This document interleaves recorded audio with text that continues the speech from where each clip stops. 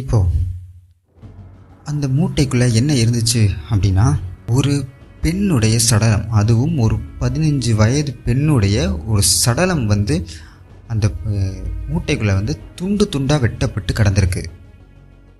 So இதுக்கு முன்னாடி auto டிரைவருடைய ஒரு சடலம் வெட்டப்பட்டு கிடந்திருக்கு. இப்போ இன்னொரு வீட்டு அருகே ஒரு பெண்ணுடைய சடலம், அதுவும் 15 வயது சிறுமியோட சடலம் துண்டு துண்டாக வெட்டப்பட்டு ஒரு 2 மூட்டைக்குள்ளே வச்சு ஒரு வீட்டின் அருகே கிடந்திருக்கு.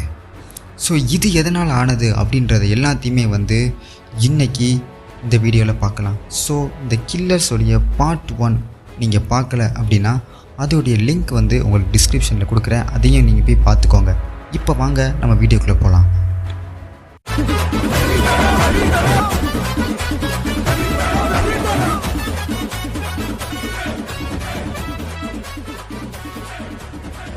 ஸோ அதே மாதிரி தான் அந்த வீட்டில் இருக்கிற பெண்மணி வந்து திரும்பி கதவை ஓப்பன் பண்ணி பார்க்குறாங்க. பார்த்தீங்க அப்படின்னா அதே மாதிரி சடலத்தை பார்த்தோன்னா இன்னொரு வீட்டு பெண்மணி அவளும் வந்து ஷாக் ஆகுறாங்க.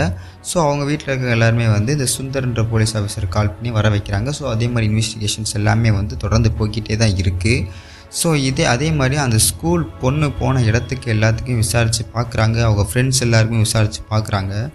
ஸோ அதில் என்ன அப்படின்னா, ஒரு காலேஜ் பையன், ஃபஸ்ட் இயர் படிக்கிற ஒரு காலேஜ் பையன் இந்த பொண்ணுக்கு வந்து ப்ரப்போஸ் தொல்லை கொடுத்து காதல் தொல்லை கொடுத்துட்டு இருந்ததாகவும், இந்த பொண்ணு வந்து அதை ரிஜெக்ட் பண்ணதுனாலையும் அந்த பையன் இல்லது நான் கண்டிப்பாக உன் மூஞ்சில் ஆசிட் அடிச்சிருவேன் அப்படின்ற மாதிரி மிரட்டினதாகவும் சொல்லப்படுது.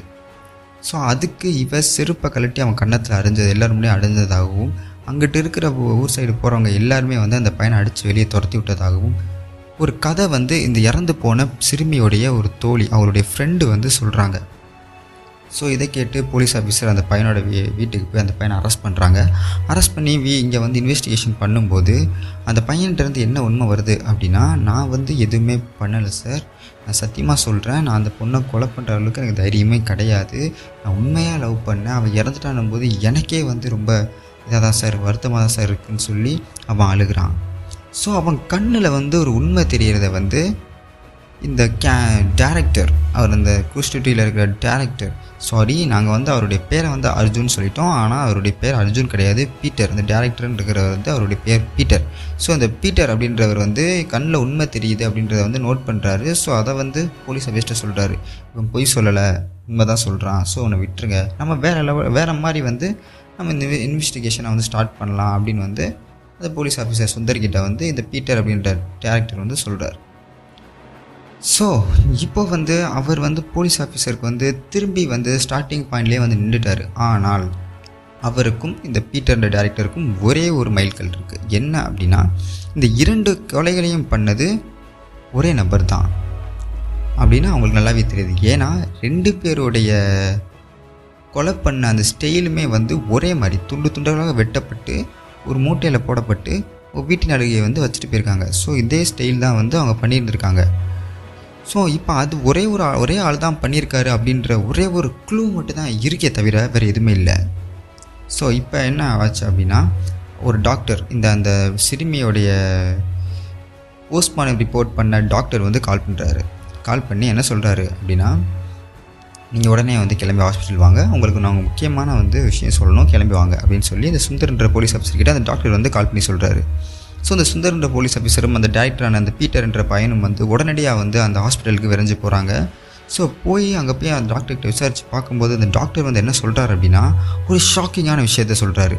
அது என்ன ஷாக்கிங்கான விஷயம் அப்படின்னு நீங்கள் கேட்டிங்க அப்படின்னா, அந்த பொண்ணு துண்டு துண்டாக வெட்டப்பட்டதான் உண்மையை தவிர அந்த பெண்ணுடைய மூளை அப்புறம் இதயம் இரண்டுமே காணோம்.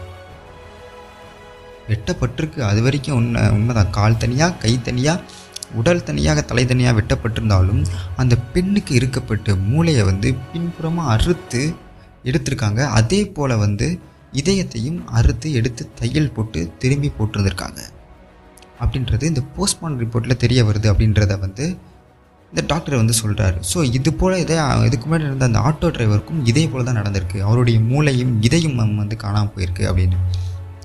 ஸோ இவங்களுக்கு ஒரு டவுட், ஒருவேளை உடல் உறுப்புகளை திருடுற ஒரு கும்பலாக இருக்குமா அப்படின்ற மாதிரி ஒரு பெரிய ஒரு இதாக இருந்திருக்கு. அப்போ வந்து அவங்க நினைக்கிறாங்க, சரி உடல் உறுப்புகளை திருடுற மாதிரி இருந்தால் கண், மீதி இருக்கிற கல்லீரல், அந்த மாதிரி கிட்னி, அந்த மாதிரி எதையும் எல்லாத்தையுமே திருடியிருக்கணும். இதையும் மூளையும் மட்டும் ஏன் திருடணும் அப்படின்ற மாதிரி அவங்களுக்கு வந்து ஒரு சந்தேகம் ஒன்று எழும்பிருச்சு. ஸோ அப்போது அவங்களுக்கு எந்த ஒரு க்ளூவுமே கிடைக்கல. அப்போது இந்த பீட்டர்ன்ற பையன் என்ன பண்ணுறான் அப்படின்னா, உடனடியாக அவங்க 2 பேரும் வந்து கடைசியாக அவங்க வந்து எங்கே போனாங்க அப்படின்றத வந்து பார்க்குறதுக்காக போகிறான். ஸோ 2 பேருமே கடைசியாக போன இடம் என்ன அப்படின்னா, ஸோ அவங்க 2 பேரும் கடைசியாக என்ன இடத்துக்கு போனாங்க அப்படின்றத நாளைக்கு பார்ட் 3ல் பார்க்கலாம்.